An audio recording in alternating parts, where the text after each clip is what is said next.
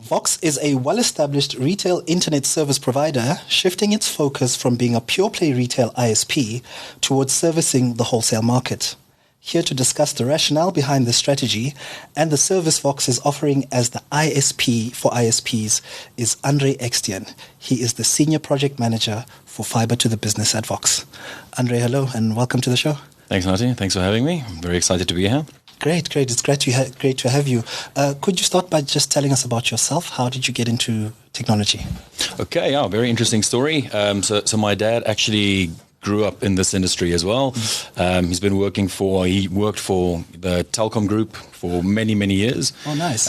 So when I started studying, he managed to get me into that whole industry. And yes. I grew from there in the sort of open serve environment as well. Yes.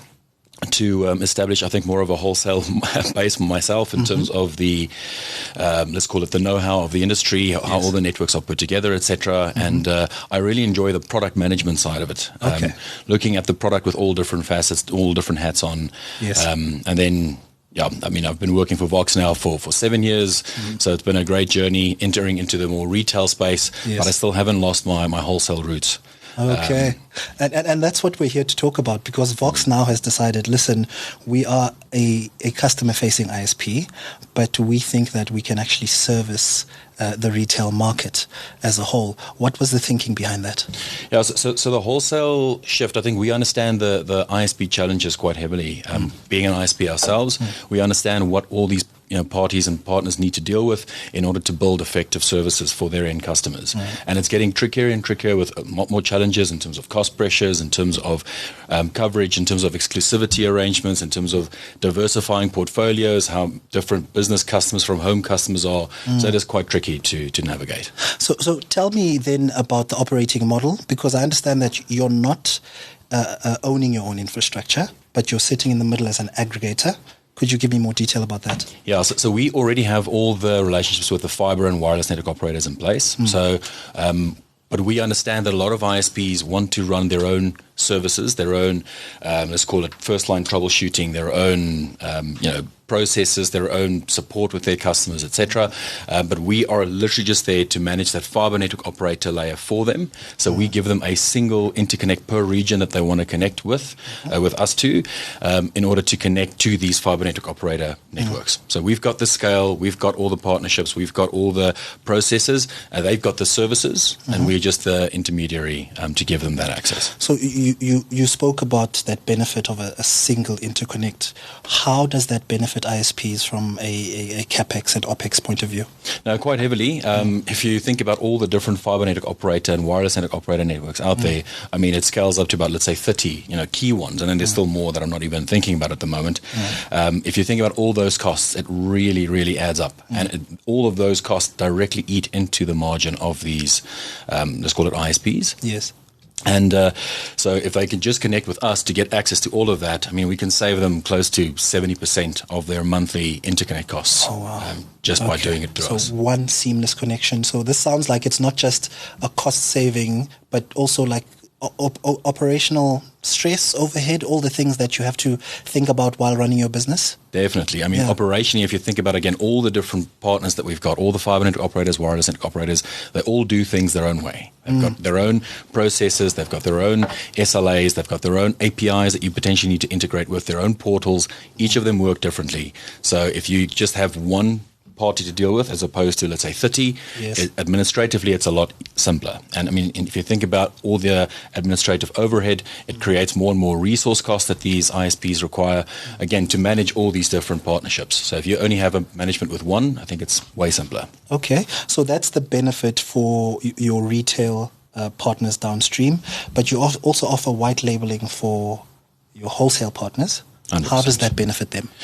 So they still want to keep the end-to-end, let's call it, customer relationship and customer experience. Okay. That's very important. That's one of the key challenges that we identified in chatting with all these, let's call it, internet service providers that we're dealing with. They want to keep that relationship. So they want to build their own customers. They want to put their own equipment down. They want to do their own first-line troubleshooting. Okay. They want to have it look and feel and smell like their own service. Okay. They do not want another ISP rocking up there doing installations, none of it. it. They want to keep their own product, and that's what our service allows. They put their own equipment down, they configure their own routing and traffic policies on their network, they can do their own billing, they can do their own invoicing to their customers, all of it. Okay. Technically, the customer doesn't even have to know of us in that middle sort of layer. Okay, so you're there to just offer services that make this transaction between these two parties smoother. Yes.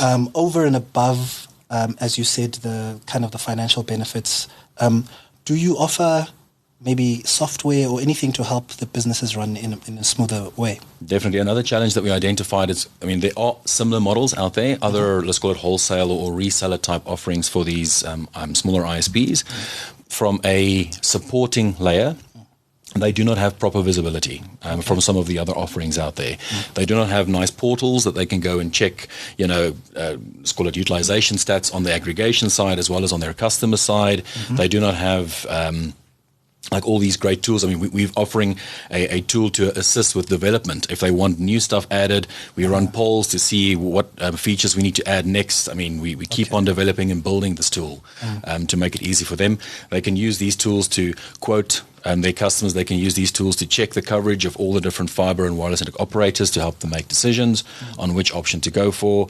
The tool is quite robust and also improving month after month. So are things like billing something that they can...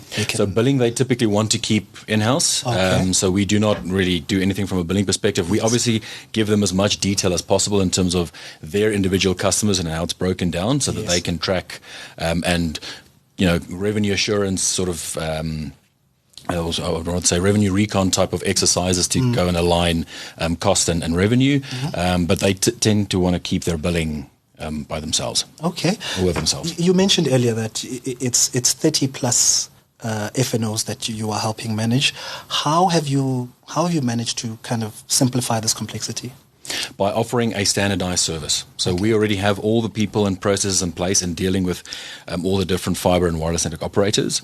But our service is a singular wholesale product at a standard price per speed per fiber network operator. We keep it standardized so that they don't have to worry about the complexity. Oh, okay. Excellent. So if it's standardized, it means that then I, Nati ISP, coming along with my minimal traffic in my small dorpie, can take advantage of the fact that you are getting aggregated pricing. 100%. Okay. 100%. So there's a few things. There's, again, the saving on the interconnection cost with all the different providers. You need, obviously, scale in order to get economies, in order to remain competitive in all different facets within this industry, from negotiating IP transit rates, peering sort of connections, national long distance connectivity, connecting all your POPs, all those different things. We already have all of that. So we can offer all of those services to the ISPs. And again, we've got the scale with some of the fiber network operators and wire network operators that offer bulk benefits, which we already have, which they can also leverage off of to an extent. So, and then how do you manage the relationship when things go wrong? Let's say an F&O goes down for some reason. How do you fit into the process there? So we give our ISP partners, in this case, we give them dedicated teams to look after them. So they can log tickets and complain and call 24/7 these teams. And these teams will then go upstream, if the issue is with upstream, and manage through all of our established processes to get the fiber or wireless network operator to site to fix whatever issues need fixing. And we also have these teams to properly feed back to these ISPs to keep them informed so that they can keep their customers up to date. Our portals also allow for proper visibility into that end-to-end support process, so it definitely helps them from that perspective.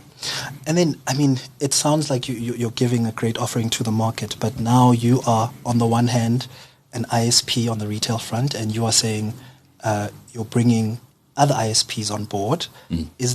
How do you handle that? Perhaps there might be a conflict of interest there. How do you handle that? So correctly said, we are an ISP ourselves. We have a retail focus. We've got retail, focused sales teams, but we've got completely separate teams focusing on the, let's call it wholesale and partner market. So they're completely separate. Also, our partners from a wholesale side benefit from price points that our retail teams do not benefit from. So our wholesale pricing gives them access to, or the ability to go and build their own products and still compete with us effectively.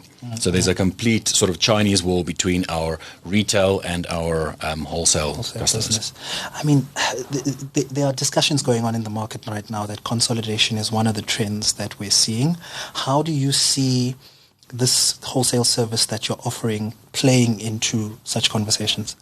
I definitely feel as though this wholesale product could try and alleviate some of the consolidation pressures on some of these ISPs. I think to remain competitive, I think is one of the key things for all of our ISPs out there.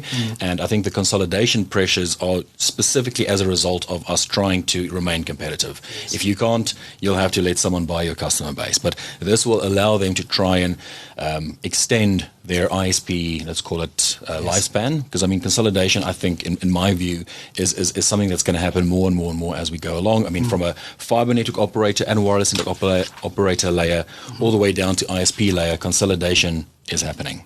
So if we can offer them, a hand to try and keep their, ISP, their billing relationships, their customer relationships alive, I think that's a great offering.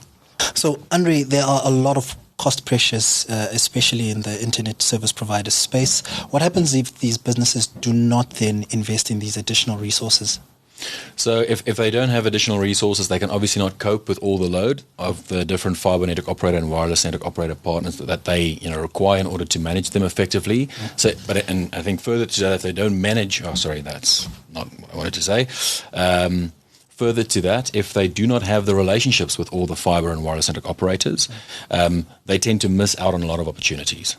So if you think about multi-site customers, they've got branches all over the show. If you do not have a partner that can deliver a service in that given area, you do not get the business overall. If you think about your customers relocating for whatever reasons, I mean, it happens a lot these days. If they're moving to an area where you, again, do not have footprint, you lose that customer. Especially within the business space, there's a lot of requirements for diversity in terms of failover solutions to keep their sites up for longer and give them better SLAs. If you do not have diverse fibre or wireless network operator partners to deliver these solutions, again, you won't get that opportunity. Okay. So that's why you need the diversification, and that's what our solution can provide. Okay, so you give them the ability to have access to all that service offering from a single point of view. From a single point of contact. Just with us, they can get access to a lot more. Okay. Andre, you've given examples of how ISPs can protect their business using the service, but how does this provide them the opportunity to expand their businesses if they want to? So first of all, it allows them to gain access to networks where they previously didn't have it before. So more and more fibre and wireless network operators, which allows them to branch out to areas where they haven't sold before. Okay, so again, giving them more and more opportunity to close multi-site customers, those sort of things. And also, if you think about certain ISPs, they typically have a specific segment that they focus on, maybe just a home ISP as an example.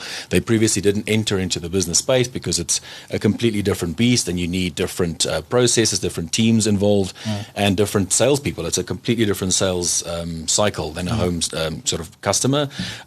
They never used to focus on that, and with home business, let's say, becoming more and more saturated and opportunities getting scarcer and scarcer, it's great to have that pivot available to go to businesses and sell them connectivity as well. Okay. And then tell me about the businesses that are then coming as ISPs. Do they need to be really technically proficient, or can they just be focused on sales and leave more of the technical stuff to you? So I think definitely less technical inclined than what you are if you are a full-on, let's say, ISP, but you still need technical know-how. They still need to run their own radius environments. They still need to run their own international and local internet breakout. They need to understand, routing equipment and routing policies and that sort of thing. So they still need all the technical expertise, but I think it's scaled down to what they would need if they would go directly to all the fibre network operators. All right.